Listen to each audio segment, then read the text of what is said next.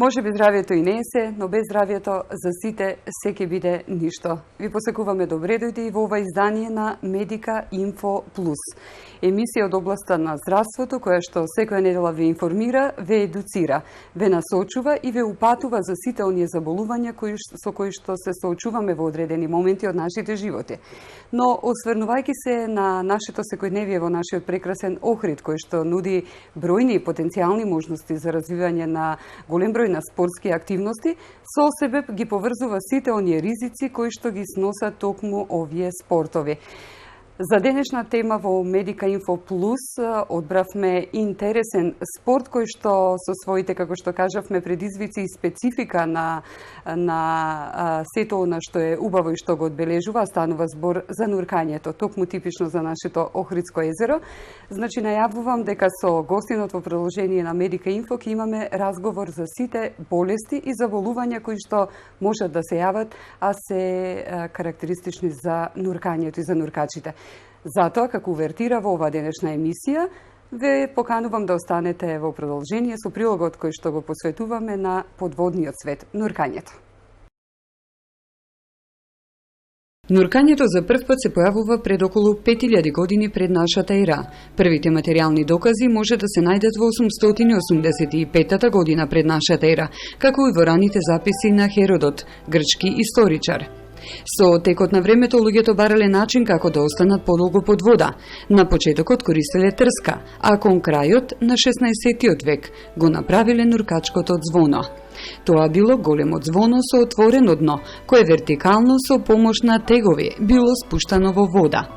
Дури во 60-тите години технологијата била доволно развиена и на тој начин ги овозможувала развојот на нуркачкото одело, кое можело да го издржи притисокот и кое било доволно флексибилно за употреба. Постојат две основни поделби на нуркање. Нуркање без и со резервоар со воздух. Рекреативните нуркачи уживаат истражувајќи убавината на морето, езерото, флората и фауната, како и гледање на потонати бродови. Професионалните нуркачи ги користат своите знаења со цел да им помогнат на корпорациите во нивните проекти, како што се изградба на мостови и слично. Сите нуркачи ја користат истата опрема. Под основна опрема подразбираме перки, маска, резервоар со кислород, компензатор, инструменти за нуркање, мерач на длабочина, компас и часовник. Во зависност од температурата на водата и локацијата, нуркачите исто така го носат влажниот или сувиот костим, чизмите и ракавици. Перките се користат за полесно и побезбедно пливање. Маската се користи за јасно гледање под вода. Резервоарот се носи на грб, а му овозможува на нуркачот постојан проток на воздух. На него се поврзани регулатори преку кои нуркачот го дише воздухот. Регулаторот го намалува и притисокот на воздух. Компензатор е елек, каде се наоѓа резервоарот на воздух, кој се користи за лебдички ефект во водата. Нуркачките инструменти обезбедуваат важни информации, како што се позицијата, износот на воздух и времето поминато под вода. Пред да почнете со нуркање, ќе мора да одредите дали сте физички способни за тоа. Дури и да знаете да пливате, нуркањето е многу покомплицирано. Ако лесно се заморувате, имате диабетес или било какви физички проблеми, би требало прво да се консултирате со својот лекар, за да се утврди дали сте способни за нуркање. Нуркањето во моментов еден е од најпопуларните спортови низ светот. Од многу одамна луѓето од љубопитност сакале да нуркаат под водите на морињата и езерата, за да испитуваат, ловат или да се рекреираат. Денес е тоа поедноставно. За време на престојот во Охрид се има добра можност на едноставен и весел начин да научите да нуркате. Кондициите за нуркање во сладки води и авансираната опрема според сите норми на Скуба интернационалното школо ви овозможуваат подводниот свет на Охридското езеро да го видите.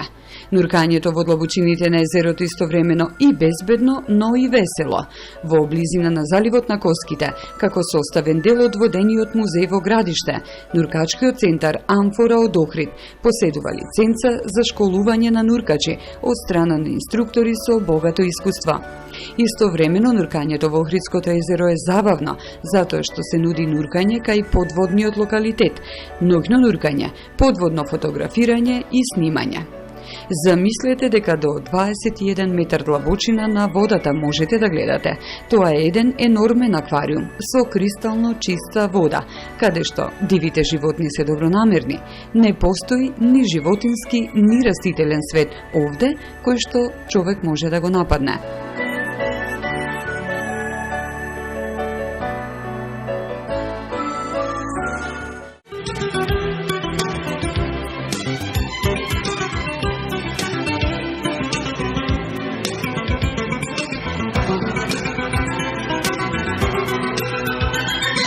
И како што имавте можност од увертирата во денешната Медика Инфо Плюс да добиете плюс информации за нуркањето како прекрасна спортска активност која што е достапна заради нашето Охридско езеро, но во таа конотација во ова Медика Инфо Плюс и во концепт на едукативните информативни медицински содржини кои што за сите вас ги подготвуваме секоја недела, затоа што можеби здравието и не е се, како што велиме без здравието за сите се ќе биде ништо.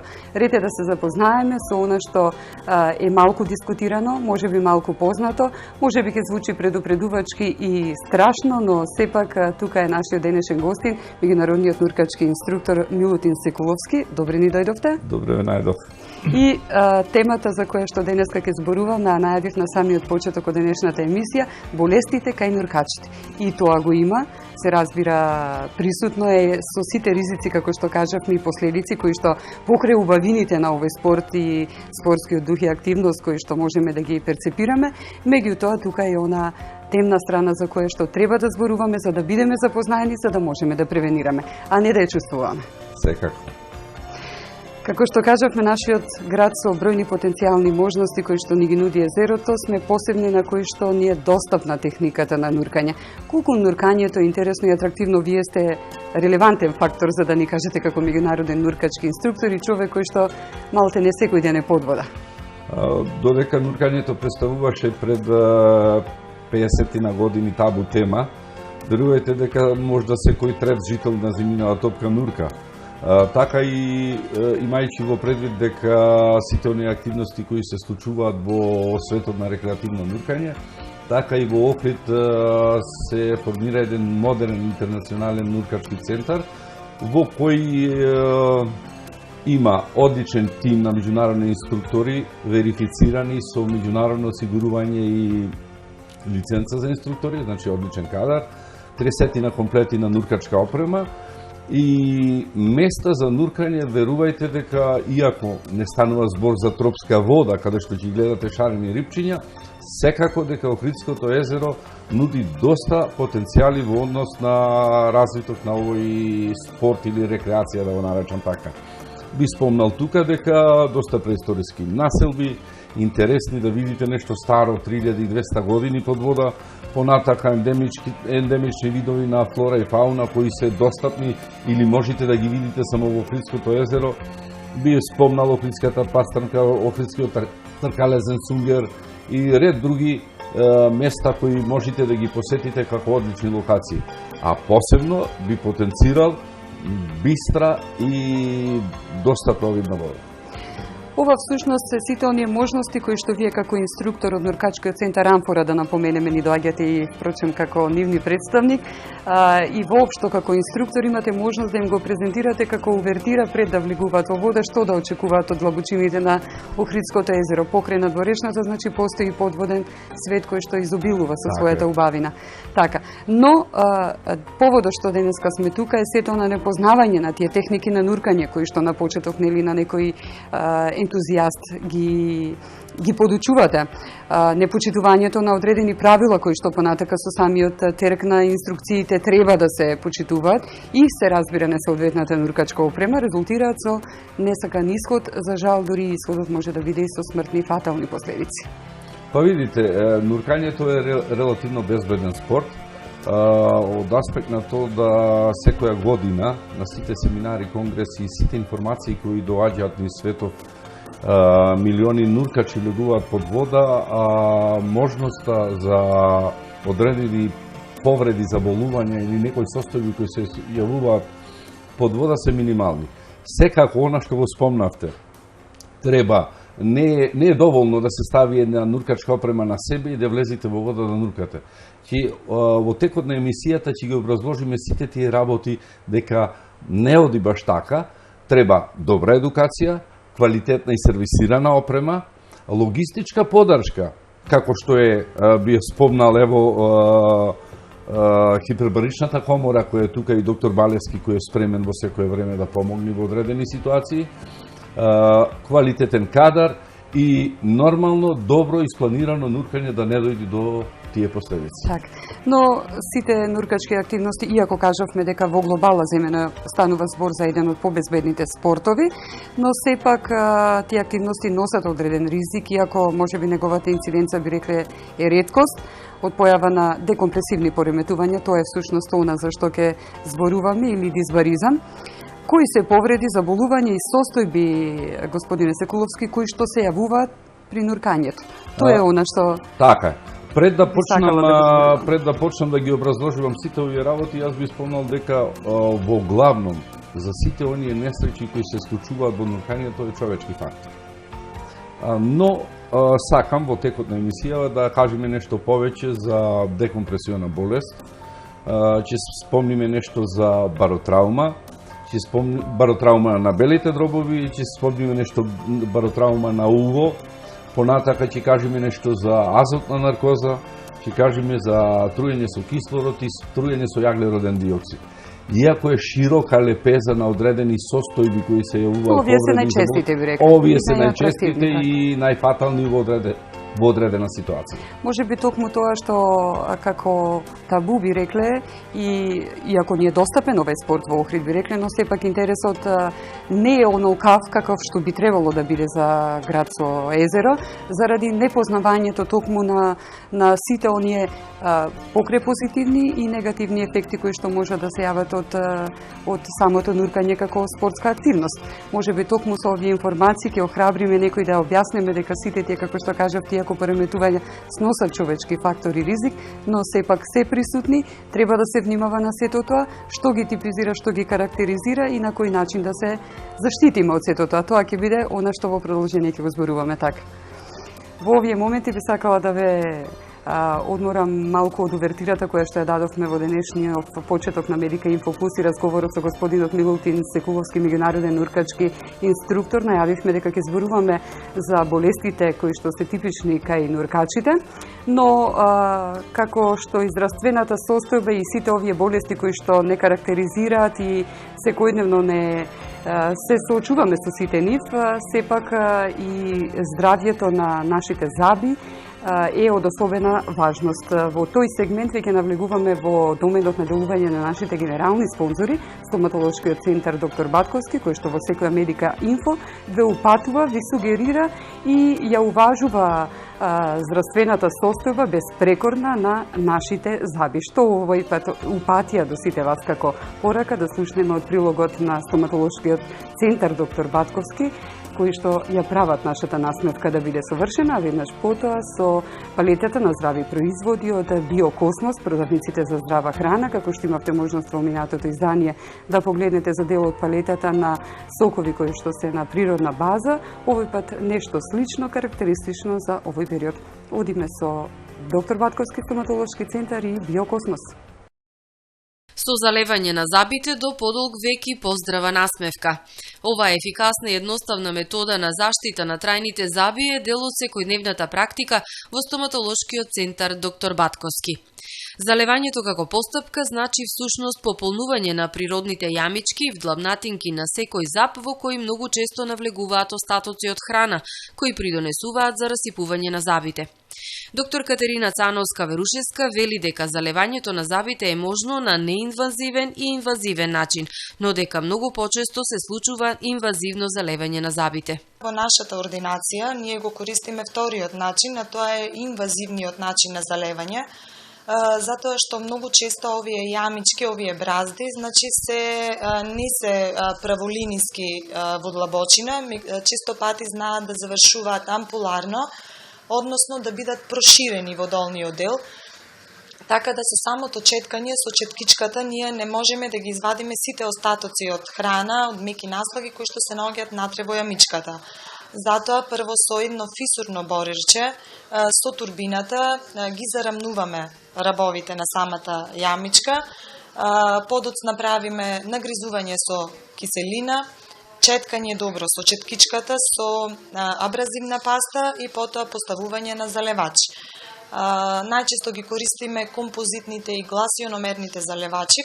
Сепак, доктор Верушевска вели дека самото залевање на забите не значи и трајна заштита, како и тоа дека се потребни годишни контроли на состојбата на залеаниот заб. Деки работиме со дечиња, не може да се обезбеди потполно сува средина за поставување на залевачот и можно е да се случи залевачот да отпадне или со тек на време запчето да се расипе апроксимално, односно од страните на кај другите заби. Во поново време се спроведува и залевање на млечните заби. Зошто е тоа многу битно? Значи, многу ни е важно млечните заби да останат во устата се до оној момент додека не почна да растат нивните заменици, односно трајните заби. Бидејќи ако се изгуби прерано млечниот заб, често пати се случува соседните заби, значи да се навалат на кај просторот на изгубеното млечно забче и после кога ќе почна да растат трајните заби, да нема место кај да се постави трајното забче и настануваат да речам ортодонски аномалии, односно неправилна поставеност на забите, тескоба и во тој случај, значи, дечињата ќе мора да носат ортодонско апаратче. Инаку, залевањето како постапка се прави врз здрави заби и тоа почнувајќи од дечиња со наполнети 6 години, кога излегуваат првите трајни заби кај децата, со цел тие што е можно подобро и подолгорочно да се сочуваат.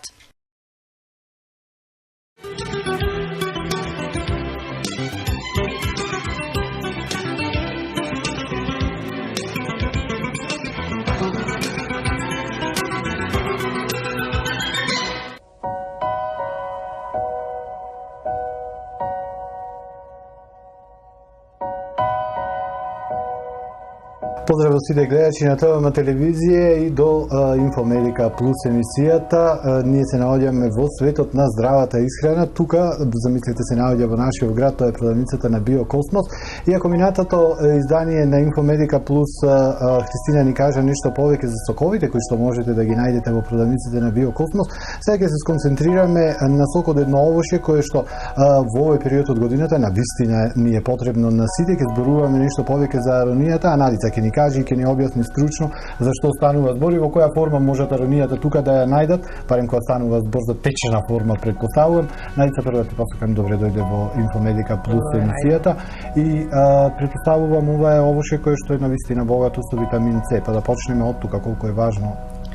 Па аронијата е многу богата со витамини и минерали. Од витамините ги има А, С, витаминот B2, B6, B9 и многу ретки од витамин П, кој што помага на обновување на крвните садови. Така. Аронијата самата по себе, овде во наша продавница имаме како концентрат, исто така аронија имаме во джем, во форма на джем и сок. Тие се многу здрави, многу... Тоа се концентратите за кои што во минатото издание Христина ни објаснуваше, тие кои што се земаат во мали дози, предпоставувам, ова важи и за аронијата. Во мали количини, да. Таа се зема по едно ракиено чавче, затоа што таа е многу јака. Па сега аронијата, самата аронија делува на многу работи во организмов како заштита. Таа е, како прво е многу јак антиоксидант и делува превентивно за заштита од канцерогени заболувања. Исто така е добра за срцето, за срцевиот мускул. Добра е за земање посоперативно, значи ти после срцев удар и после мозочен удар ги храни крвните садови во мозокот. За опоравување е прав лек, може да се каже. Да. Исто така аронијата е добра како прочистувач на организмот. се врзува за метали и штетни материи од организмот и доаѓа до исфрлање, односно детоксификација. Така. Претпоставувам бидејќи е богата со витамин С, помага и за меки ткива, за заздравување оние кои што имаат проблеми со заби, со непца, со Да, добра е таа, добра е и за непцата, и за видот е добра, многу е корисна за исто така за кожата, многу е добра за кожата, за имунитетот, за енергија, за подкрепање на имунитетот. Она што е интересно што го спомна дека ја имате и како джем. Тоа претпоставуваме најлесно да ги уведат родителиве децата да додат да си земат джем од аронија, може да си го користат како така. Да, тој е многу здрав, пошто не тој е направен со фруктоза, нема никакви шеќери и природен по домашен рецепт направен и добар е за Така. Каков е интересот за джемовите? Па добар е интересот. Многу ни се трошат. Здраво е и самата аронија која аронија. Сега и во зимскиот период, пошто ја нема свежа и мора да се користи на овој начин, или сок, или джем. Така, или концентрат, Да. што кажем. Надица, ти благодарам за информациите. Почитувани гледачи, слушнавте и самите од некој кој што се разбира од здравава храна. Сега е време на вистина за аронија во овој период од годината. Јас ве поздравувам од продавницата на Биокосмос. Продолжуваме со Инфомедика Плюс. Од мене толку, се гледаме во наредна прилика.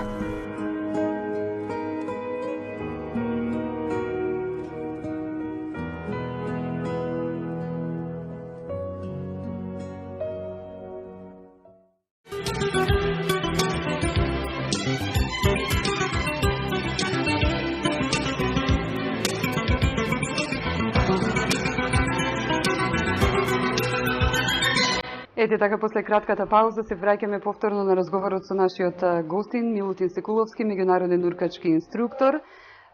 Господине Секуловски, кажавме за потенцијалите кои што ги нуди Охрид како град кој што има предиспозиција да им овозможи на своите граѓани, на сите посетители на Охрид да бидат во можност да ја конзумираат атрактивноста на овој навистина исклучителен спорт нуркањето, но тука сме со цел да се осврнеме на сите ризици, ако како што кажавте можеби не се во висока инциденца, но сепак се присутни и болести кои што ги пратат нуркачите, иако сето тоа е заради непознавање на техниките на нуркање, како што кажавме, непочитување на одредени правила и несоодветна нуркачка опрема, сето тоа е резултирано со човечкиот фактор и неговата негрижа, затоа да укажеме, да упатиме на сето она што како последица сноси, но не е толку фатално доколку правилата се испочитуваат адекватно како што треба.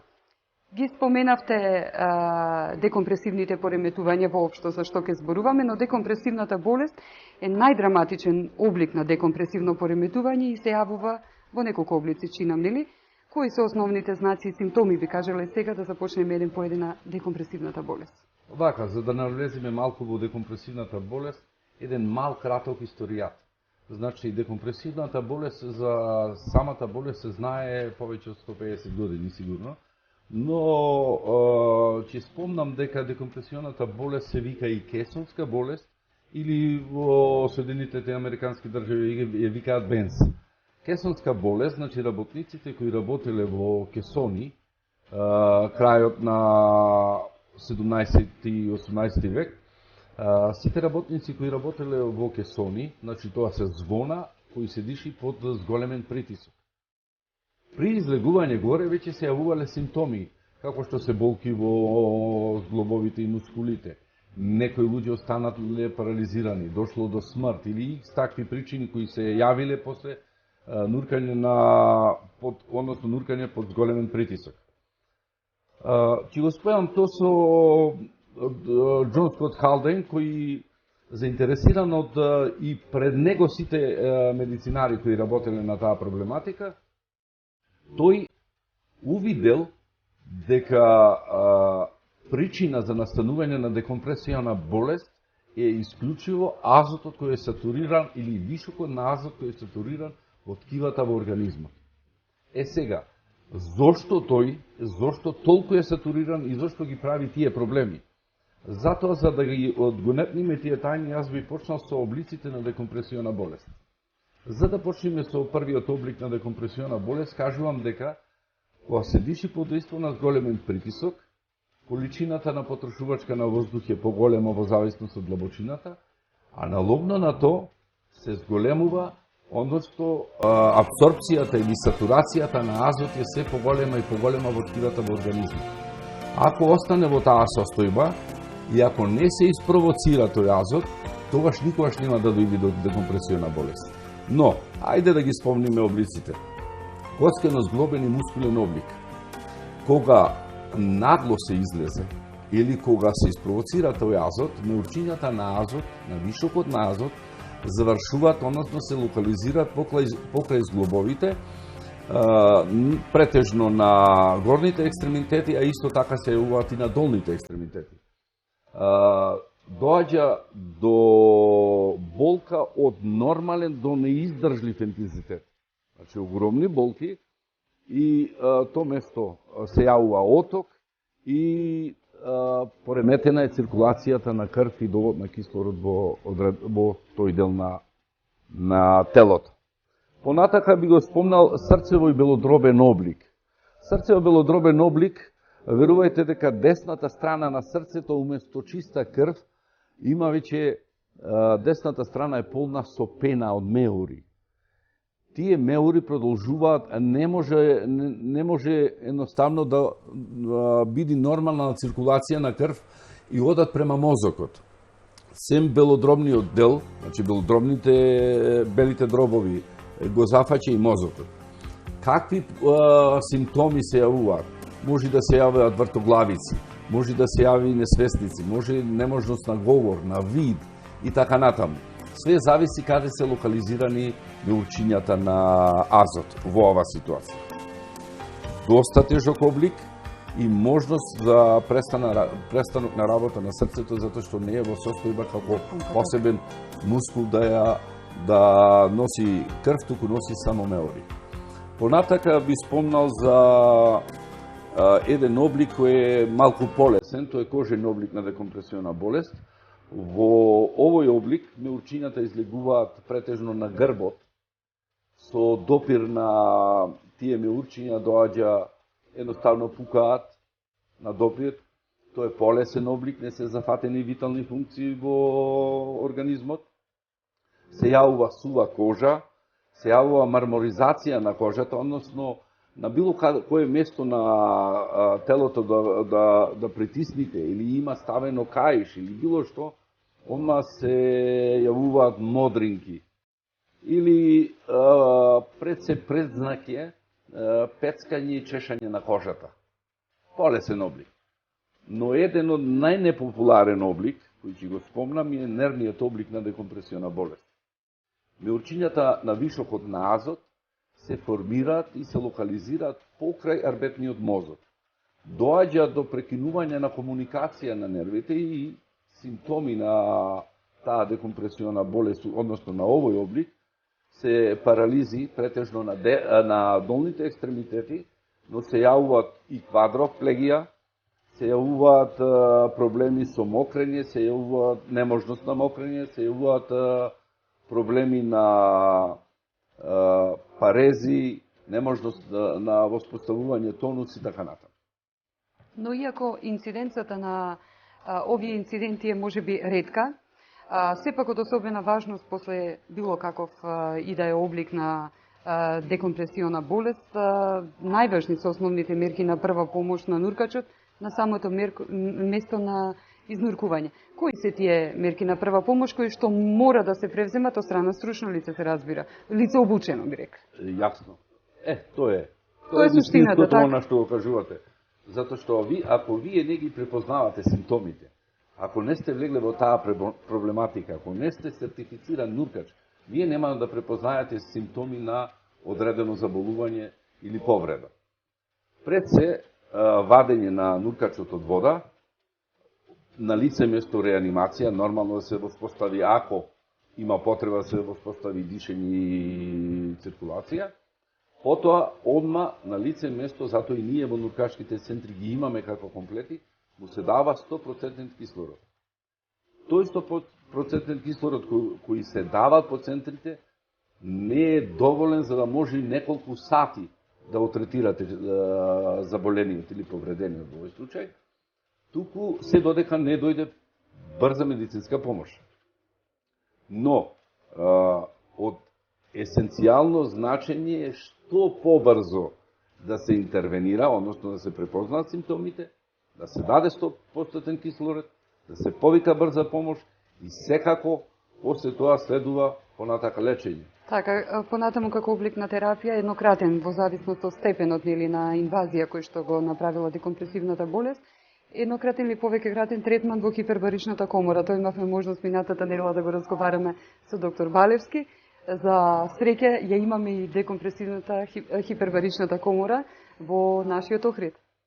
Па видите, јас посебно му благодарам на Гора, затоа што сите оние напори кои ги направивме за да дојди таа хипербарична комора, да се обучи секако тој е комплетен човек. Нуркач пред се, професионален нуркач, години поминато под вода, доктор кој има завршено подводна медицина и со големо искуство на хипербаричен третман или хипербарична оксигенација посебно. Затоа ќе спомниме, јас ја прочитав уште на почетокот самата книга и верувајте дека е како втор рецензент така на книгата Подводна и хипербарична медицина. Секој најобичен човек ќе ги разбери сите работи кои ги има кажано како проблематика. Но да се навратиме на ова што значи лечење. Лекување, веќе третман на лекување после покажаната прва помош. Така. Кога ќе кажи некој го ставаме во комора и готово го спасивме нуркачот, не е точно. Затоа што само Горан, бар во Македонија, и сите оние стручни лица кои работат со подводна и хипербарична медицина, знаат точно што треба да се стори.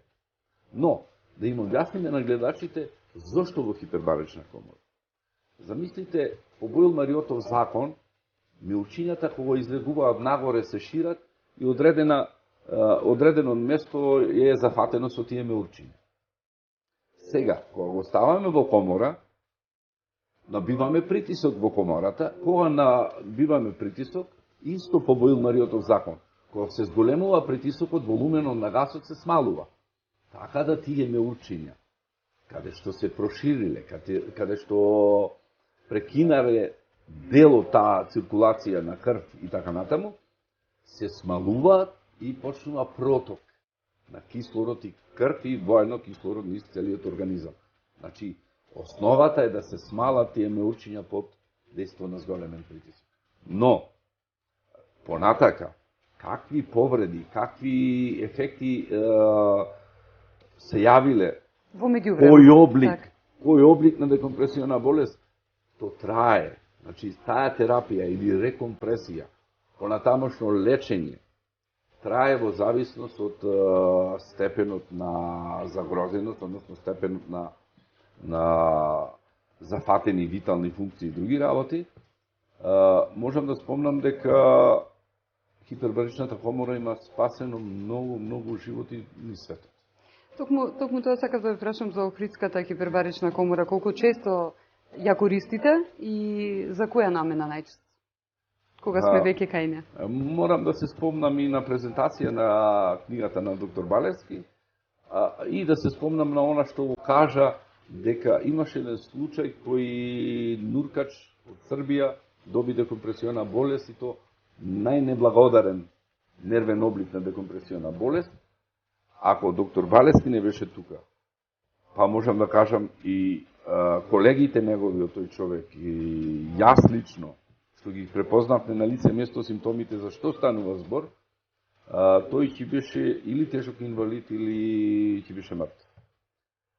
Сега, таа комора е ставена во функција пред се за нуркачите од нуркачкиот центар Рамфора, клубот за подводни дејности од Охрид, единиците за специјални задачи на Министерство за внатрешни работи и полкот за специјални операции на Арама.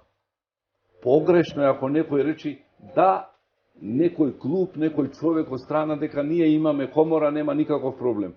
Морате да бидете редовно во комуникација со доктор Балевски, значи редовно во комуникација да бидете, да може тој во одредена ситуација да интервенира.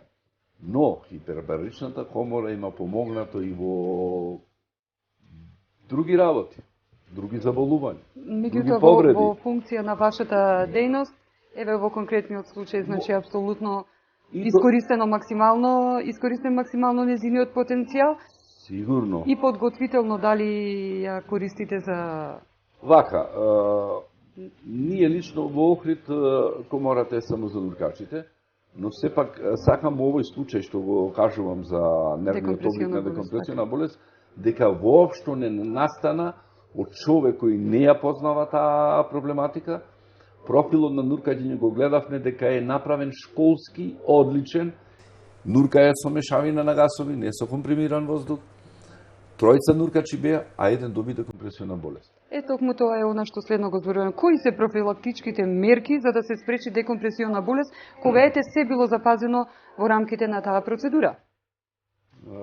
Сакав само на гледачите да им предучам дека, фала Богу, за 30 и нешто години во Охрид немаме преку нуркачкиот центар Амфора или клубот за помилни дејности, немаме ни еден инцидент. Овој инцидент кој се случи беше одделен од нуркачки центар Амфора или клубот за помилни дејности. Тие нуркаа сами. Но, ајде да се навратиме на она што велите вие. Кои се профилактички мерки да не дојде до тоа? Главна улога во декомпресионата болест, рековме дека е сатурација и десатурација на азот.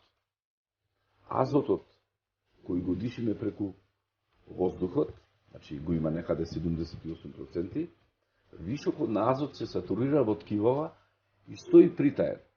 Ако вие излегувате нормално, не побрзо од 9 метри во минута, тогаш тој азот со нормална респирација лека по лека се смалува од организмот, но секако дека нема потполно да се смали, му треба одредено време.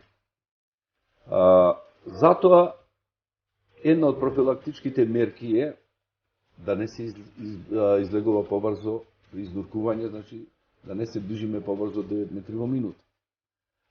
Втор дел од, профилактичка мерка, втора профилактичка мерка е да не остануваат на длабочина подолго од онолку колку што е дадено во нуркачки таблици. Значи да не излегуваат од граница на кривена сигурност. Пример, ако на 15 метри можете да останете 70 минути, вие останете помалку, не повеќе. Ако останете повеќе, веќе сте во горна граница на ризик. Понатака, при изнуркување кога ќе дојдете на 5 метри длабочина, да се направи сигурносен застанок од 3 до 5 минути. Да го стабилизирате азотот на тој дел и мал пропуст да имате направено. Ако сторивте тоа, верувајте дека не ќе имате никаков проблем. Друго, што би спомнал, чиста профилактичка мерка е нуркање во пар и нуркање до собствените граници, знаење и можности кои можете да направите во секојдневно. Ова би било сублимирано она што може би како сигурносна фаза, доколку се испрактикува и спочитува согласно на одредени правила кои што мора да се почитуваат кога станува збор за нуркачката активност, би можело да се спречи, а превенцијата кажавме на кој начин оди со првата помош и со терапијата за жал доколку дојде до појава на декомпресивна болест. Да радува фактот што е ретка. Продолжуваме понатаму со уште една повреда при нуркањето, која што ја напоменавте, тоа е баротраумата, која што представува повреда на шупливите органи и ткива. Би кажале сега за незе што ја предизвикува и како се случува, нели? Како настанува?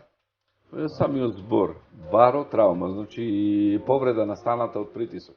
Но секако јас би спомнал прво за полесните облици на баротраума.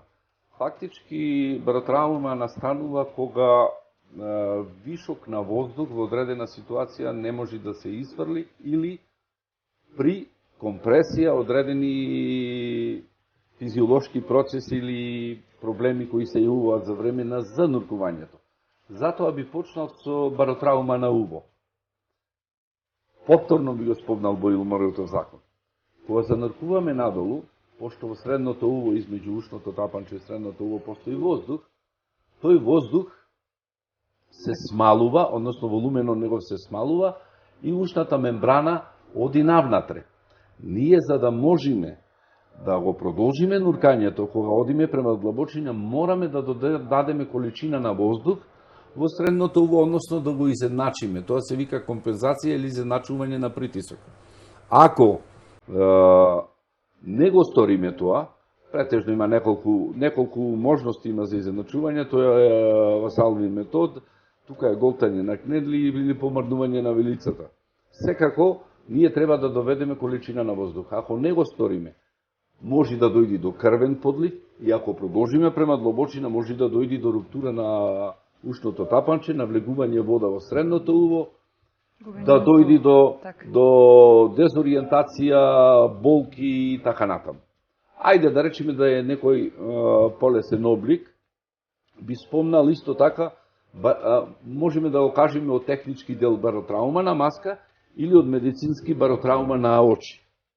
Тоа се случува кога зануркувате надолу, притисокот во маската измеѓу стаклото и очите е помал од надворешниот, доаѓа до пред се болки покрај очите, со пукање на капилари, со многу доста проблематични работи, ретко се јавува.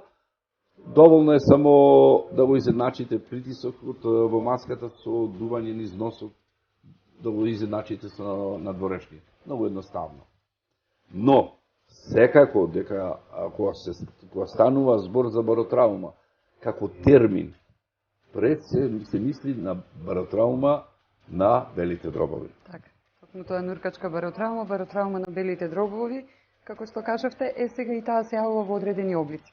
Тука ќе ги напоменеме неколкуте видови на облици. За да почнеме со баротраума, ќе дадам еден пример. Нуркачи на Црно море нуркаат на 5 метри длабочина, едно дете зануркува на здив, зема од резервниот регулатор воздух, излегува горе, покажува на градниот кош, на белите дробови, дека има болки, крварења и така натаму, и почина тоа дете. Зошто? Затоа што не знаеше што значи тоа и што треба да стори во дадена ситуација. Баротраума се јавува, баротраума на бели дробови се јавува кога задржуваме воздух при изнуркување. Зошто? Затоа што кога дишиме под вода, регулаторот, како најважниот дел од нуркачката опрема, ни дава воздух под големен притисок. Не е точно, ако гледате на некој филм, дека вие можете слободно да земите цепче од површина и под вода на метар да дишите слободно, да не ве гледа никој. Не е точно. Значи, регулаторот ни дава воздух под амбиентален притисок кај што се наоѓаме. Ако се наоѓаме под 3 бари притисок, тогаш во самата респирација ја изедначуваме притисокот во белите дробови со надворешниот. И во белите дробови ќе има притисокот од 3 бари, но нема да се смали неговиот волумен. Но, кога дишиме под дејство на зголемен притисок, со апарати на компримиран воздух, како во зависност од зголемување на притисок се зголемува и густината на гасот во белите дробови. Големината, односно белите дробови остануваат исти, но молекулите на газ, во овој случај на воздух, се збиени, потешки, премногу. Да речеме на 40 метри длабочина, кај што е притисок од 5 бари, вие имате 5 пати погуст и повеќе воздух во белите дробови отколку на површина. Тој вишок на воздух, само при изнуркување со нормално душење вишок, како се смалува притисокот, го смалувате и вишокот на воздух. Ако се задржи воздух при изнуркување, тој вишок на воздух немаш каде да излези, направи проблем на белите дробови. Токму тоа е онај најтешкиот облик, така? Така, за да спомниме, односно да објасниме баротраума на белите дробови, ќе спомниме неколку облици. Првиот облик е баротрауматска гасна емболија, што значи да меурчињата излегуваат од белите дробови, низ крвта, одат према мозокот. Овие меурчиња, за разлика од меурчињата на азот, кај декомпресиона болест, се поголеми и потполно блокираат циркулацијата на крв и довод на кислород на местото каде што се зачепило.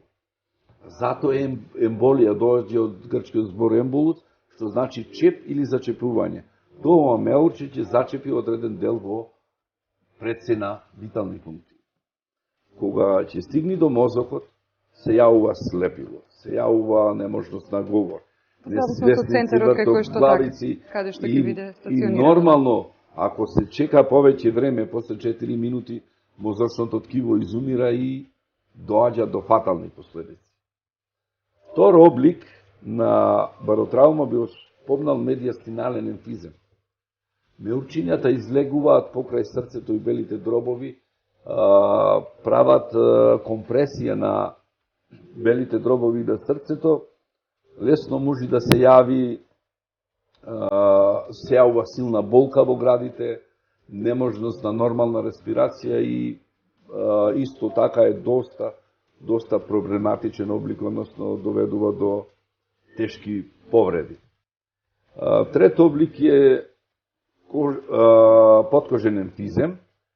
Фактички слично како кај декомпресионата болест се јавуваат меурчиња претежно на горниот дел на телото.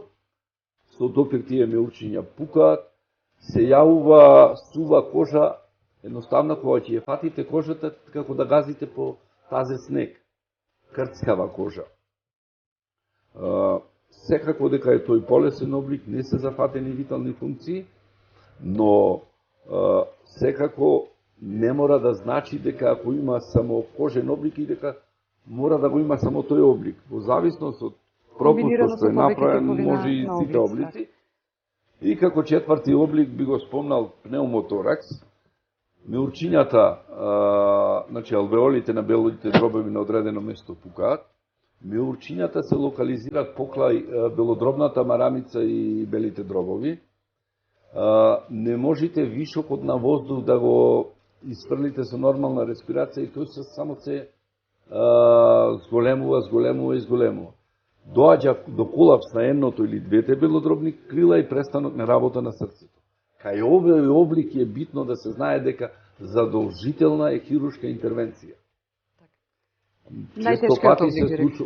Често пати се случува тоа на терен, дури луѓе се осмелиле да на лице место направат некој зафат кој е животоспасувачки века. И кај овие повреди, значи баротраумата, првата помош исто така од суштинско значење, нели? Дали исклучен третманот од оној што го кажавме за и прва помош и реанимација како и кај декомпресивната болест или постојат одредени специфики кои што за баротраумите носат поинаква процедура? Видите, во делов на спасување или прва помош, за секое нуркачко заболување, повреда прво 100% кислород. После се носи во комора, третманот во комора, во зависност од повредата, здобиените повреди и кој облик, има посебни таблици за лекување. Но, основно е да се смалат тие меури и да почне циркулација на... Значи слично како и декомпресивна болест, но не оди толку брзо. Треба доста време. На соодветниот начин се надевам дека оди на кој начин може да се избегнат овие заболувања со помош на кои мерки на превенција? Па вака, генерално мораме да ги спомниме основните правила кои се несомнено број 1 во нуркањето, нуркање во пар. Значи да не се оди сам да се нурка. Ќе ви кажам зашто. Ние од 25 метоски вежби имаме вежба кога некој останува без воздух, ја симулираме нормално таа вежба, другиот има резервен регулатор, му дава и истите на било која длабочина ќе излезат нормално. Не задржување на воздух при изнуркување. Затоа исто така имаме вежба да ги навикнеме нуркачите да баш никогаш не задржуваат воздух, нарочито при изнуркување. Замислите, кога еден балон би го наполнале на длабочина од 40 метри на 5 бари со 3 литри, неговиот волумен кога го пуштиме на површина ќе има 15 литри волумен. 5 пати повеќе. Затоа, при изнуркување, нормална респирација, нормално дишење и незадржување на воздух. Тоа е она што како Основата. целина, така основа представува за така. како мерка на превенција кога станува збор за баротраумата како специфична болест кај нуркачите. Сега напоменувајќи ги во првиот блок од нашиот разговор сите оние декомпресивни пореметувања, те така би ги рекле во група. Не знам како да ја наречам, дали состојба ли е заболување, ли е повреда, ли е затоа што се тоа како едно се јавува како последица нели на зголемен парцијален притисок на азот. Тоа е азотната наркоза или би рекле пијанство на големи длабочини. До сега зборувавме за повреди и заболувања кои може да настанат за време на нуркањето. Ова веќе не е повреда и заболување, ова е состојба која може да се јави кај нуркачите. Секако дека вистинска дефиниција не е дадена, него е дадена дека настанува поради зголемување на парцијалниот притисок на азот. Што значи тоа? Што подлабоко одите на поголем притисок, аналогно на тоа парцијалниот притисок во мешавинава на гасови, во ситуација во воздухот, парцијалниот притисок и на кислородот и на азотот се зголемува во зависност од длабочината. Сега, зошто не е точно дефинирано? Вели, се јавува поради зголемен парцијален притисок на азот. Но, азотната наркоза е многу проблематична затоа што на некого се јавува кај на 23-4 метри, на некого на 30, на некого на 40, на некој што воопшто немал добиено азотна наркоза, одеднаш му се јавува азотна наркоза. Значи не е линеарно манифестирана воопшто, апсолутно така. Него не само линеарно дека не е манифестирана, туку можеме да кажеме дека не знаете кога ќе ви едноставно Ќе се случи тој ќе момент, се на таа случи тој состојба, да. момент. Што се случува? Нормално докторите велат дека по сите оние истражувања при зголемување на парцијалниот притисок на азотот доаѓа до една состојба на наркотично делување или пијанство. Да ги кажеме првите симптоми и како настанува, па малку ќе ни е појасно. Претежно во последните истражувања кажаат многу лесно може да се јави од 24 метри длабочина до 30. Првите симптоми може да се јават. Но, што подлабоко одиме, на што поголем притисок, то поголема можност за јавување, односно за појава на азотна наркоза. Првите симптоми се една блага еуфорија. Тоа се вика ефект на мартини, или ајде, јас ќе ја кажам по наше, ефект на жолта. Кој една чашка жолта да си имате напиено, малку сте развеселени, разбрнува организмот, така. И ако продолжите во тој момент да не ги припознаете тие предупредувања и продолжите понатака да одите према длабочина, се јавува една состојба каде што вие едноставно не можете да го прочитате вашиот компјутер, не знаете на која длабочина сте, продолжувате надолу, не сте во состојба да комуницирате, не сте во состојба да надувате компензаторот на пловност, да дојдите во ситуација понатака дека вие воопшто не знаете дека сте под вода. Вие не сте свесни.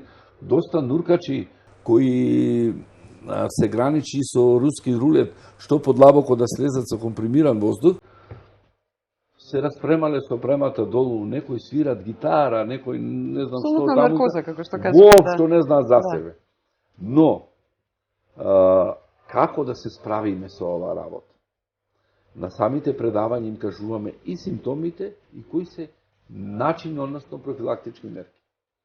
Кога ќе се почувствуваат првите симптоми на азотна наркоза, му кажувате нормално со знаци за подводна комуникација на вашиот партнер дека нешто не е во ред и почнувате да излегувате нагоре. Кога се смали длабочинава и дојдите нарочито до длабочинот кај што почнале првите симптоми, доволно е да почнете да се враќате нагоре. Кога ќе почнете да се враќате, состојбата се нивелира, така? Воопшто сите оние работи што биле како симптоми и првични и оние потешки исчезнуваат. Брзо трезнење. Брзо трезнење, најбрзо трезнење, точно така, но никако не смееме да игнорираме ова состојба и затоа има една лимит за нуркање со компримиран воздух. Пред се заради азотна наркоза, а исто така и ради декомпресиона болест.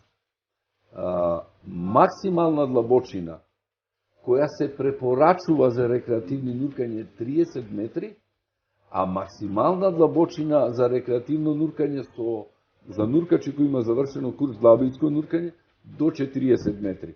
Јас би рекол дека долната линија, долна би рекол пошто слегуваме надолу, Так. е 40 метри за нуркање со компримиран воздух. Так. Јас би спомнал тука уште нешто. За поголеми длабочини, колку да знаат гледачите, за поголеми длабочини се користат мешавини на гасови, каде што се смалува концентрацијата на, односно процентот на азот и процентот на кислород. Так. Сега процентот на кислород цело време го спомнуваме, кислородот е онај основен газ кој што го користите, меѓутоа во состав на воздухот се разбира што го дишеме, но може ли да биде опасен во комбинација со нуркањето како спорт? Тука е она познато труење со кислород, возможно ли е?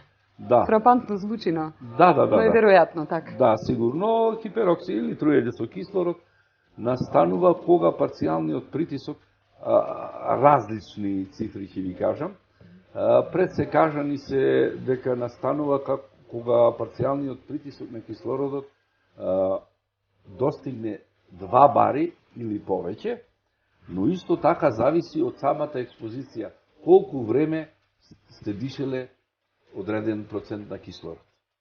Така да во нуркање со компримиран воздух се јавува некаде после 70 метри може да се јави.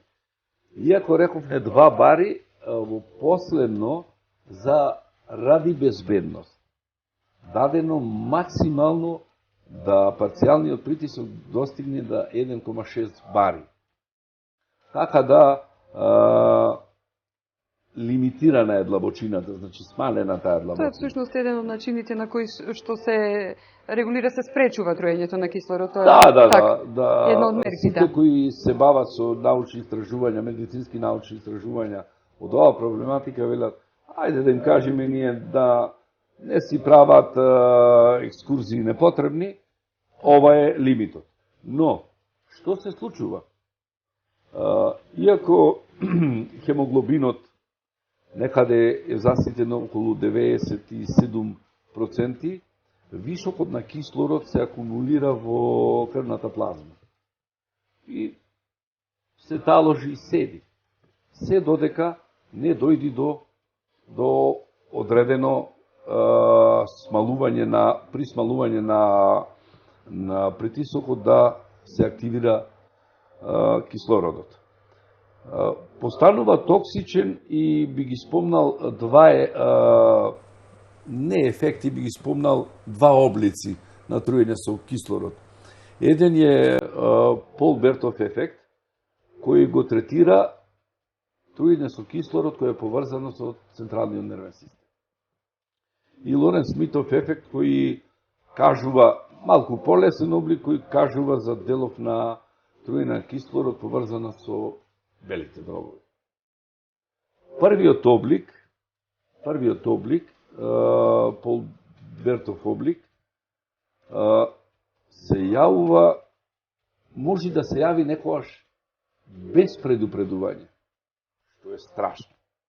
Иако одредени симптоми се знаат од труење на кислород кој се или на хипероксија, прво се јавува како боцкање на усните, понатака лека по лека се чувствуваат зуење во ушите, вртоглавици и така натаму. Да сето ова достигне до кулминира со кислородна епилепсија. Замислите епилепсија под вода. Тоа значи сигурна смрт, фатално. Додека другиот дел, Лоренц-Смитов ефект е еден облик каде што претежно се зафатени белите дробови, доаѓа до сува кашлица и тешки воспалени на белите дробови, со доста третмани и после со доста лечење се може да да остане жив човек. Так. Додека нервниот облик или овој кој делува директно на централниот нервен систем веќе лесно завршува фатално. И тука, господине Секуловски, би завршиле со овие болести кои што ги напоменавме се типични за нуркањето, представуваат декомпресивни пореметувања. Всушност, овие беа можеби оние најинтересни, иако не многу чести, но сепак почести од болестите кои што може да се јават кај нуркачите, поинтересни за слушање, за перцепција. И на самиот крај, после сите овие ваши прекрасни излагања, кажувајќи ги и позитивните и негативните страни, односно фаталноста на дел од одредени состојби и пореметувања, би сублимирале колку е безбедно нуркањето кај нас, не интересира, и дали сме спремни за делување соодветно, доколку се јави потреба. Повторно еден вовед мал, може? Ева. Доаѓа еден нуркач од Австрија со комплетна нуркачка опрема негова, влегува во нуркачкиот центар и само вака. Каде дојдов? Носи опрема, гледа дека имаме 30 комплети квалитетна, сервисирана, нова опрема. Гледа дека има професионален кадар кој со 30, кој со 10, кој со 20 години искуство. Гледа дека имаме хипербарична комора и доктор за подводна медицина. И човекот се фасцинира и рече, малку збунувачки делува и си вели, зошто ја носев ова опрема? Верувајте, нуркачкиот центар Амфора со неговиот потенцијал, и стручен, и технички потенцијал, и од делов, од аспект на подводна и хипербарична медицина, нуди квалитетни, безбедни и сигурни нуркања. Сем тоа, во самата едукација, како инструктор, тренер, во нуркачкиот центар Амфора можете да завршите курс до највисоката категорија во светот во нуркањето. Сите овие проблематики кои ги решивме, кои ги објаснувавме до сега, кога некој ќе дојде во тој нуркачки центар, научи да нурка кај професионалци, тој сите овие работи ги знае. Неговото е да ги почитува. Ние сме тие кои секојдневно, на секое нуркање, со добро организирано нуркање, им кажуваме како да се однесуваат. И верувајте, дека затоа немаме проблеми во нуркањето. Затоа ги немаме овие работи. Да не ги плашиме гледачите. Нуркањето ви гарантирам дека е безбеден спорт.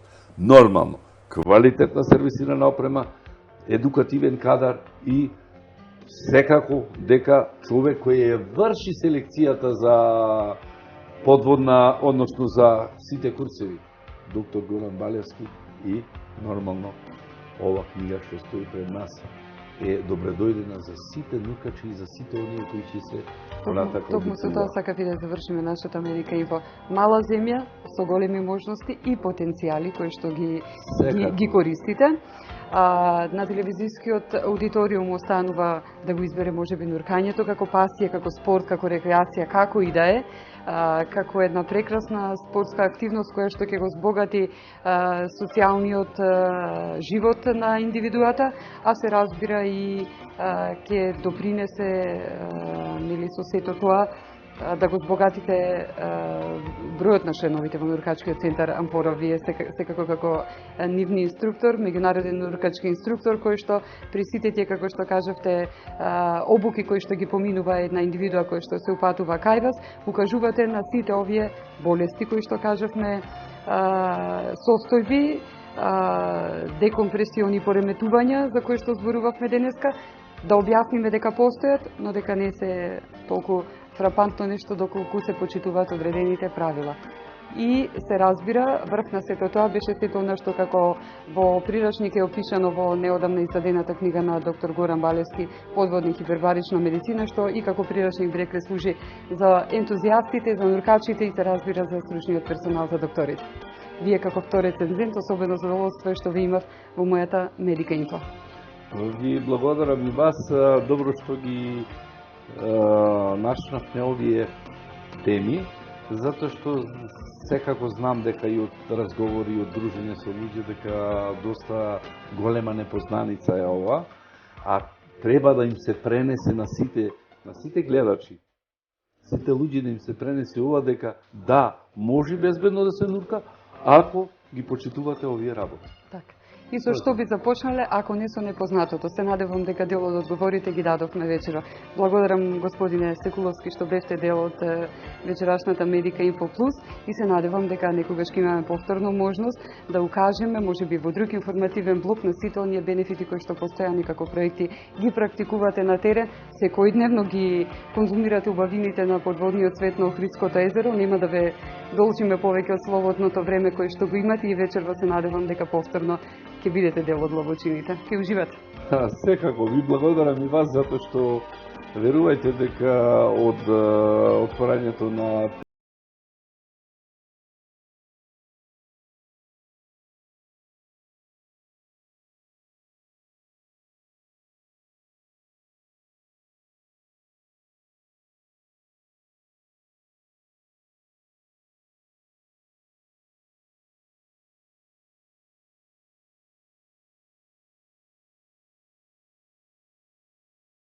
По прозорец кон светот говоривме и вечерва. Благодарам уште еднаш. благодарам. Благодарности до вас, драги мои, што бевте дел од денешната Медика Инфо Плюс, во која што одличен разговор имав со мојот прекрасен соговорник, господинот Милутин Секуловски, меѓународен нуркачки инструктор, со кој што дадовме осврт на нуркањето како спортска дисциплина, која што заради спецификата може би представува безбеден спорт, би рекле, се уверивме во тоа, образложувајќи ги болестите кои што ги пратат нуркачите и нуркањето како активност, се присутни, но сепак со соодветно делување, почитување на одредени правила и се разбира со избор на соодветна и адекватна безбедна опрема. Нуркањето представува безбеден спорт и покрај сето она што го зборувавме во денешната Медика Инфо со господинот Милутин Секуловски. Се осврнавме ние во концепт на нашата Медика Инфо Плюс информативна емисија од областа на здравствениот сегмент, затоа што може би здравието и не е се, но без здравието за сите се ќе биде ништо. Пријатна вечер и секој добро.